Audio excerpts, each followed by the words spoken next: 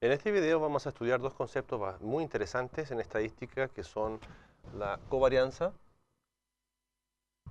y la correlación.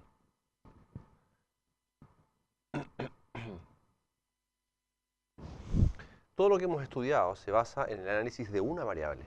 En este caso vamos a considerar dos variables que vamos a llamar X e Y, dos variables estadísticas que son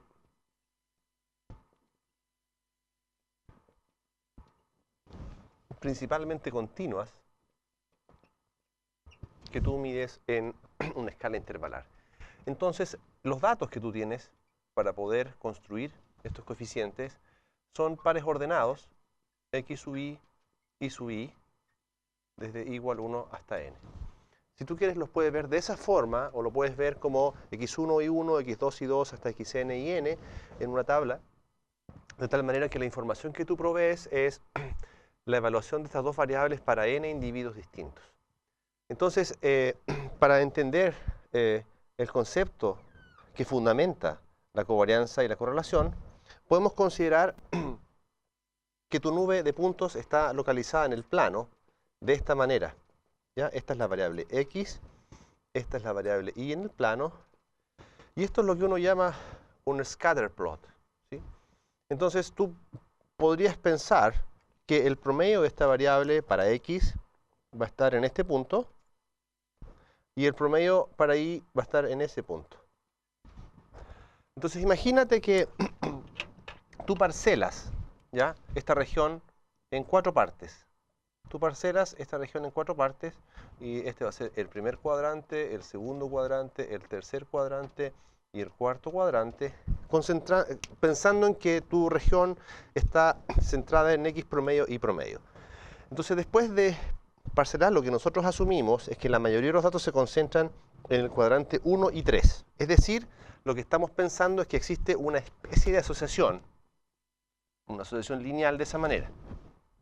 Entonces, lo que va a suceder, primero, es que si tú piensas en las observaciones x sub i menos x promedio, si los datos están concentrados acá, entonces x sub i siempre va a ser más grande que el promedio. ¿Te das cuenta? Estos valores x sub i va a estar acá y el promedio acá, entonces esto va a ser positivo. De la misma manera, si tú piensas, por ejemplo, en los puntos que están acá, los i sub i también van a ser más grandes que el i promedio. Y eso implica entonces que si tú calculas el producto de estos dos factores, x sub i menos x promedio e i sub i menos i promedio, esto va a ser positivo. De la misma manera, si te sitúas, por ejemplo, en el cuadrante 3, entonces lo que va a pasar es que ahora x sub i menos x promedio, como los datos están acá, al restar el x promedio, que es más grande, eso va a ser menor que 0. Y si ahora estás con los i sub i, va a pasar lo mismo. Eso va a ser menor que 0. Entonces, si tú haces el producto, x sub i menos x promedio, i sub i menos i promedio, como ambos son negativos, esto también va a resultar positivo. Luego, lo que tú puedes ver es que ahora, si tú planteas que la masa de datos está en esta región, lo que tú propones ahí es que hay una recta de esa forma, que es negativa, pero lo que va a suceder con estos productos es que el producto acá siempre va a ser negativo y acá también va a ser negativo. Entonces, lo que tú quieres es una medida que sea positiva si es que los datos se concentran en torno a esa recta y negativa si es que se conforman en torno a esa recta. Entonces, la covarianza es una cantidad. La covarianza entre las variables x y es una cantidad que considera el promedio de todos estos pares. X sub i menos x e y sub i menos y. Entonces esta cantidad, como bien dijimos, puede ser positiva o puede ser negativa. Esta es la definición entonces que nosotros damos de la covarianza. ¿Cuál es el fundamento de la covarianza? Bueno, el fundamento de la covarianza es esencialmente este. que nosotros queremos construir una variable, un coeficiente que resuma el hecho de que estas contribuciones van a ser positivas si los datos están alineados en torno a una recta con pendiente positiva y negativos si los datos están alineados en torno a una recta con pendiente negativa. Entonces la pregunta que podemos responder ahora es si existirá una manera más simple de escribir esto. Entonces de la misma manera como hicimos con la varianza o con las propiedades de la varianza, nosotros vamos a tratar de escribir ahora este coeficiente de una manera más simple. Por ejemplo, si tú multiplicas allí, esto nos va a quedar la suma de igual 1 hasta n de x sub i por i sub i menos x sub i por i promedio menos x promedio por i sub i más x promedio por i promedio. Entonces, si separamos la suma para cada uno de los términos, esto nos queda 1 partido por n por la suma de los x sub i por los i sub i. Y si tú te das cuenta, cuando pasamos acá, este i promedio es una constante, pero este no puede salir. Pero con este n, eso se transforma en un x promedio. ¿Ya? Entonces te queda menos x promedio, y promedio. Y cuando pasamos acá, entonces ocurre lo contrario. El x ahora es una constante que sale de la suma, y esa la suma de los i sub i partido por n es i promedio.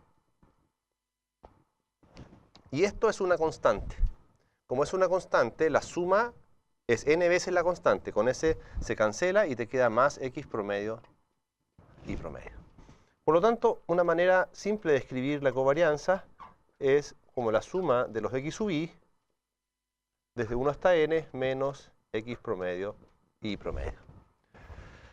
Entonces, usando las propiedades en realidad de la sumatoria, podemos determinar formas más simples de escribir esto.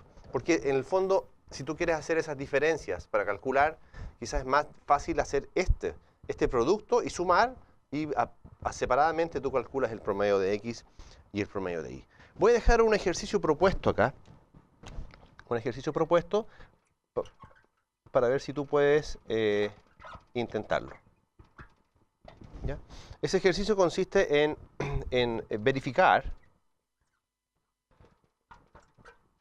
que si tú tienes la covarianza de alfa x beta y, eso es lo mismo que alfa beta por la covarianza de x y.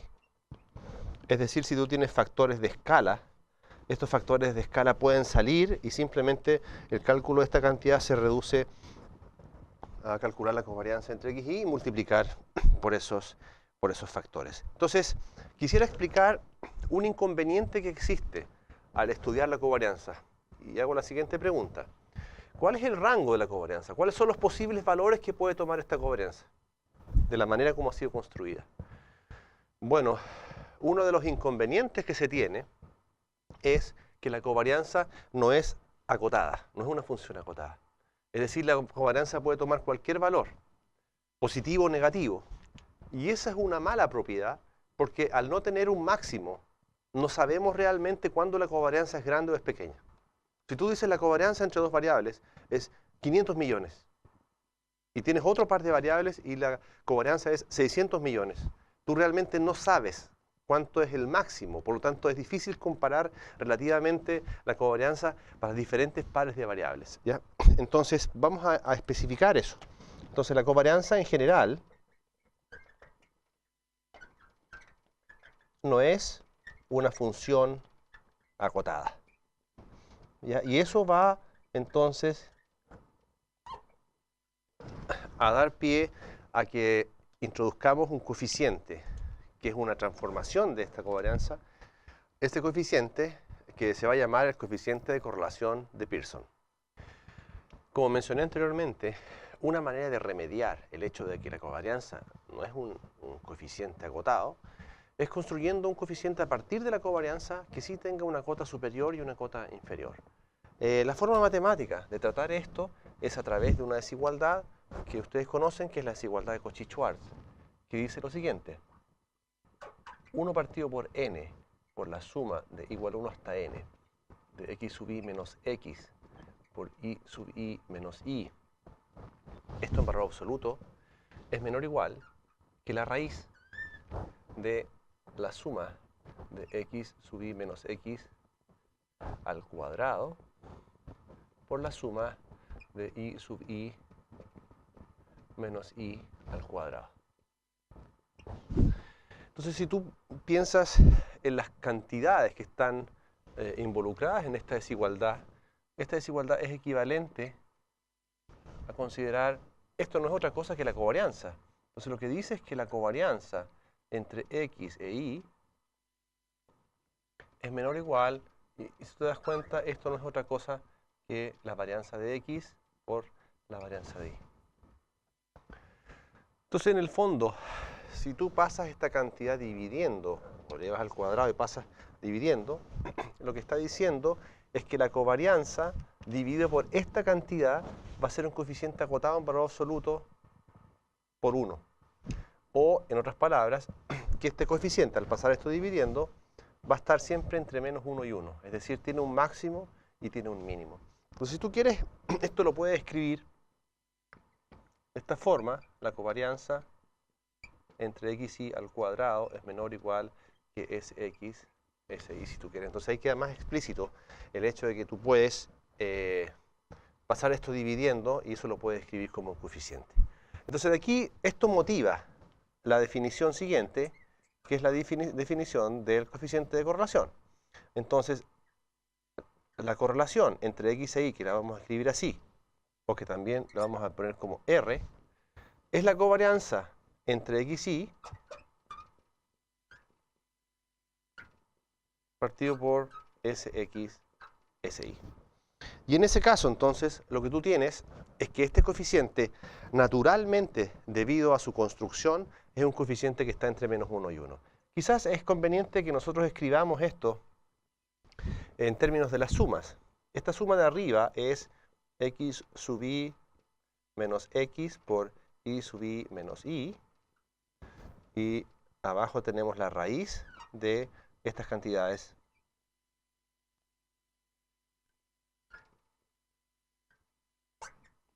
por la suma de i sub i menos i al cuadrado. Entonces, es muy importante esta propiedad que tenemos, que el coeficiente de correlación va a estar acotado por 1. Entonces, si tú te das cuenta, ¿cuál es el concepto que está detrás de la correlación? El concepto que está detrás de la correlación es el concepto que está detrás de la covarianza. Y la covarianza fue un coeficiente que se construyó para medir asociación lineal entre las variables x e y. Asociación lineal directa cuando la pendiente es positiva y asociación lineal inversa cuando la pendiente es negativa. Por lo tanto, eso es algo que nosotros vamos a enfatizar más adelante. Este coeficiente solamente mide correlación lineal y no otro tipo de correlaciones. Entonces, cuando el coeficiente es 1 o es menos 1, va a tener va a tener correlación perfecta, directa o inversa, dependiendo del módulo de ese valor.